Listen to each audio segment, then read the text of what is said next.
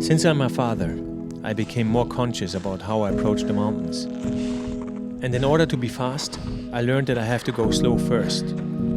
Because the finishing time of my targets is the result of my experiences, the choices and the mistakes I made, and much more.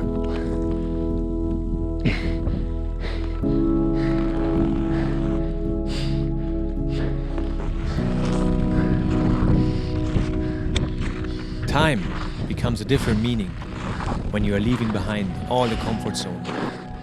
It is hard in the beginning until it becomes liberating because you are forced to live in that very, very moment.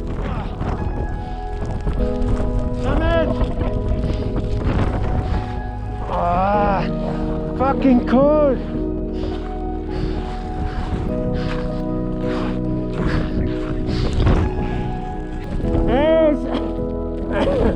Good news!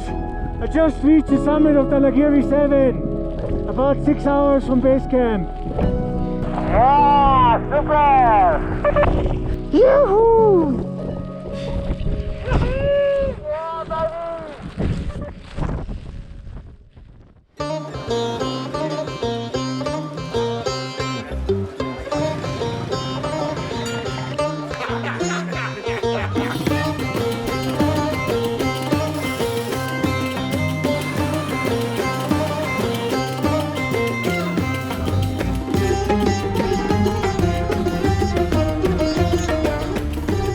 Right now we are in Dunaj on 2000 meters. It's the last point of civilization. Before that we had an interesting journey. Now I understand more that not many people go in this region here because it's a little bit adventurous already, and we're gonna trek in about 6 days and then finally we're gonna put on our skis and gonna ski. That's gonna be the best moment.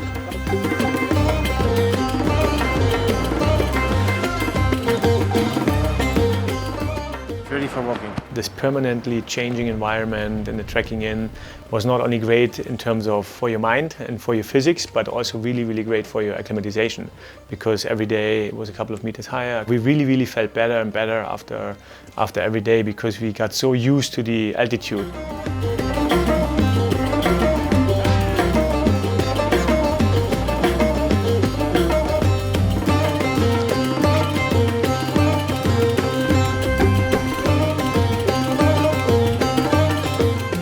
We were all the time thinking, where's Dhaulagiri? And we were walking every day more, and we already heard, yeah, you only see it very late. And then suddenly you saw Puta, you know, and this was the really first time when we saw this amazing mountain. Looks nice, good for skiing.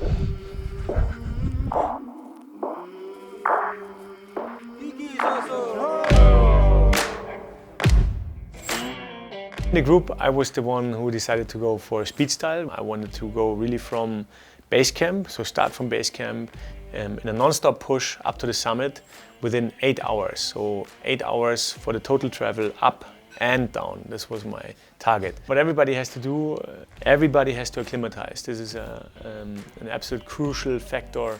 That means that you push up and down all the time, and you build up certain campsites and you sleep in high altitude. I hate sleeping in high altitude. I never feel good. It's always horrible. But we also had to sleep 2 nights in high altitude. And the first altitude night we had was in Camp 1 in 5,500 meters. And it was horrible, but even a little bit better than expected. 2 days ago when I saw Puta, it's so inside me, you know. I get so amazed and I get so... That's really the reason why I'm living, I think. After the first night, you go back to base camp, you relax a little bit again, you go up again. Finally, we said, okay, now we sleep 1 more night up. And I'm super weak, I'm super slow. I'm much slower than the others, even though they went already very slow to acclimatize. And usually I don't have an expedition where there's nothing, you know, because there's always your body is fighting all the time, defending itself against all the influences. Just arrived in Camp 2, 3rd time. I'm gonna sleep up here. And yeah, and today was a hard day for me, especially because I had a really big stomach problem, but somehow it got better, but I'm not super fit. I need this night because if I don't have the night, then I'd have probably no chance at all to reach these 8 hours. A little bit of body hygiene.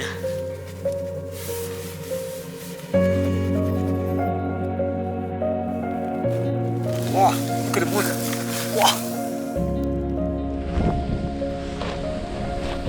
It was the first and last night up here. Everything is hurting. You see from breathing, it's crazy, huh? It's totally wet. Then the night was also bad, but my stomach recovered. And I felt better and better, and I felt full of strength. And then when you know tomorrow is going to be the day, then you feel the excitement from your brain moving throughout everything, and you know suddenly is the day. I almost waited this time to explode. Morgen, damit geht's los. Hey, hau rein. Bis dann. Bis dann, hau rein. Ciao. Bis dann, ciao. And at 4:17, I started. I always enjoyed, and it was always safer for me, to take all the energy from base camp and to really have a short window to go up and down.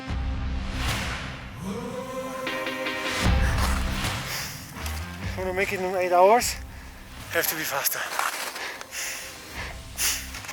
We got 1.5 hours left, no?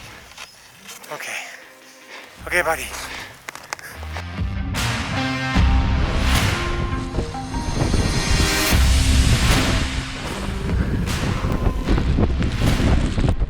Mit Dhaulagiri 7! Go! So I ran down the first, I don't know, 200-300 meters maybe. I put on the skis and the skiing was just horrible. Looks like I just learned skiing. It's just so bad. It's so bad. Then I thought it's gonna get tight. During the descent, I was really only thinking about I have to get back fast, but I couldn't ski fast. I was too exhausted. I was fighting in my brain. I remember all the time this fighting in my brain. One side said, just fuck it, who cares? You know, if you're down in 8 hours or 8.5, who, you know what? Who cares? It's only for you. And the other side said, hey man, what's wrong with you? You said 8 hours. Come on, do it. You know, hurry up. Don't stand here. And everything feels slow. And you know, time is ticking. I mean, I really know time is ticking, time is ticking, time is ticking. I took on the running shoes and then I really tried to run down, which is not easy because everything is full of plates. You have to be careful that you don't twist your ankle. Sun was coming out, I was getting warmer and warmer. Confidence comes, you get low in altitude. And it was exactly after 7 hours and 53 minutes when I reached the base camp. It was really I made it from base camp to the summit and back down here. 12:10. Wow. How do I look, Ishi? Yeah, how are you? Good? Do I look good? Yes, you look good, yeah. Really? Really, yeah. Yes, below 8 hours. Yeah.